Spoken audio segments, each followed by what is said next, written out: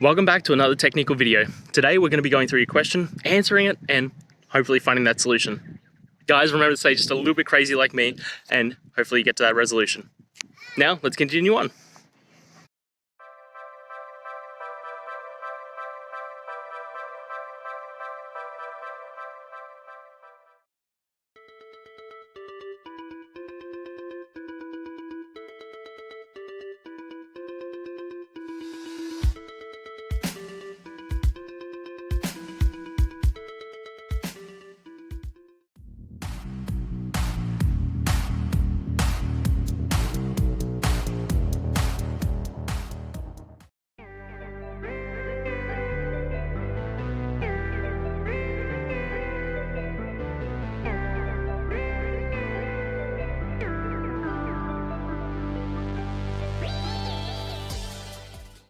And guys, that's it.